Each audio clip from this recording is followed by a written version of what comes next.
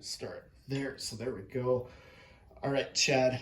Well, I guess the story everybody's talking about, obviously what happened over the weekend in Pennsylvania. I just wanted to sit down with you because I figured you've got some insight into how presidential visits, events like this can work, where you're bringing all kinds of people into a smaller area with a high profile person, like in this case, the former president of the United States and a presidential candidate. I'm sure this is something that you've had experience with in the past, given that in between a 4-year period, we had President Trump visit here twice, correct? Correct.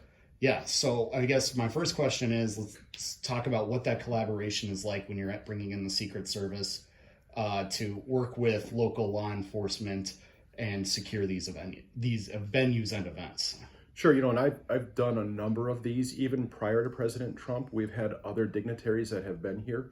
The Secret Service, especially under President Trump, they went out of their way to engage with you and work with you and make sure that everyone was on the same page. So the experience with President Trump's details have always been very positive. Yeah, so what does, I guess as much as you can say, obviously we don't want to give away what would amount to national secrets, but what do those meetings entail? What are you looking at to secure a venue like this? There are two priorities that you have. One, obviously, is the protection of the dignitary, right? The President Trump in this case. But the other one is the protection of the people that are coming to visit. So those are on an equal playing field, that we make sure that people come there are safe and that the dignitary is safe. Those are the key priorities that we have. And I'm guessing that includes everything from the traffic going into the venue to how do you evacuate the venue if need be, and how do you obviously make sure that you've got a secure perimeter around the area, right? Everything you discussed is exactly the type of stuff that we're working on. Yeah, exactly. So in a situation like this, local law enforcement, I'm guessing they get involved because people like you know the lay of the land, these arenas and these venues better than somebody at the national level could, right? Right, and we have relationships with the communities. So if there's, when they land at Central Wisconsin Airport, if they're going to go somewhere, well, where are you going? Are you going up to Wausau? Are you going to Croninwood, or whatever it might be?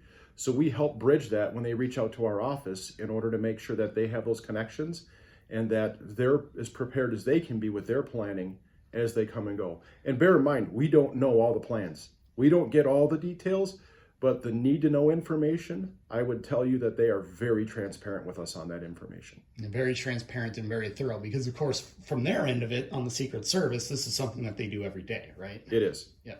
So in light of what's happened here recently, I mean, what is it that I guess you hope that we're taking away from this when we see what's going on there, and what can be applied to that here in Central Wisconsin? Well, I would just tell you that when we work with the Secret Service, or we have these types of events that come to our town, that we do everything we can to prevent a tragedy. That is our goal in everything that we do. I can't answer questions about what might have happened in Pennsylvania. I just don't know. I don't know enough about it. But I can tell you that when the Secret Service comes here, we're the ones that are telling them, oh, by the way, you have an intersection here, or you've got construction in this area you need to be mindful of. So they rely heavily on that local institutional knowledge. And I want our community to know that when they come and they ask us for that help, we are going to be there for them, regardless of the candidate, to make sure that they have a safe event and that our citizens who are going to these events are also safe. Yeah, and that's probably what is most important to, I guess, not only you, excuse me, but to everybody here in this community as well, right? Absolutely. Yeah. So as far as your team that you've got now in Milwaukee, do you know that anything has changed in the security plans for the Republican National Convention around Fiserv Forum right now? Nothing has changed that I'm aware of. The supervisor that I have assigned to it, who keeps me informed of what's going on, has not reached out with any additional plans or any new plans for what their assignments are going to be. Yeah, because I've heard people say over the weekend, this area right now around Fiserv Forum is likely the most secure area in America right now, right? I wouldn't doubt that. Yes. So in situations like this, what is the sheriff's department's role to reach out to officials in Milwaukee and say, hey, we can provide X number of officers, we can provide this manpower, we can provide something like that? Is that part of, say, like an interstate, intergovernmental agreement to help large-scale events like that? Absolutely. So that started happening well over a year ago. The Milwaukee police chief reached out to sheriffs. He came to a number of our meetings. Chief Norman did.